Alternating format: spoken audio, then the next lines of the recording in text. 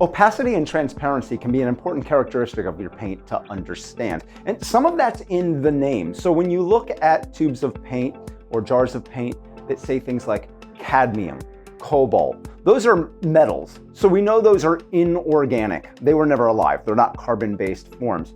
And those colors tend, not always, but tend to be much more opaque, as opposed to organic colors. So when we look at names on jars or tubes of paint again, and they're these long multisyllabic names like quinacridone, dioxazine, phthalocyanine, those are often petroleum-based, so they were carbon-based forms, and those tend to be much more transparent. So let's take a look at where we see that on the label and then see its characteristics when we lay it down on a surface. So if we're looking here, this is our Liquitex heavy body color, cobalt turquoise. So we do know that that's inorganic, it's a metal. And if we look right here, we see a square that's totally filled in. It's a black square there. That lets us know that it's opaque, so that little symbol. And we can contrast that with this color. Now this happens to be Liquitex soft body, also in the professional range, but just a different viscosity. And here we notice that we have a square that's just an outline instead of filled in. That indicates that it's a transparent color.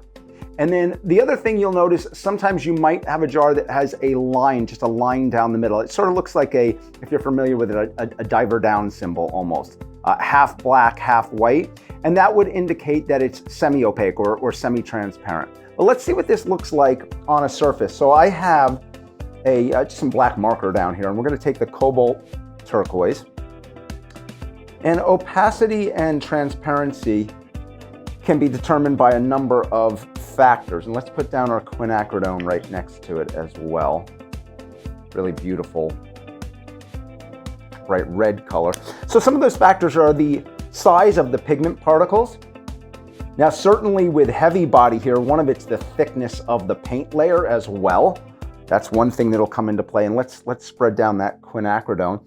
The other will be any medium that you possibly add to the color. And see here, we can see a little thicker area of the soft body where I got it thicker. But when we have this thinner application, you see that transparency right there where we can see the surface come through there. And we're just going to pull that down a little bit more like that. And you can really see that transparency come through. But let's come over to the cobalt blue again. And even if I start pulling that down, that's still a very, very opaque cover of paint. Really great coverage right there.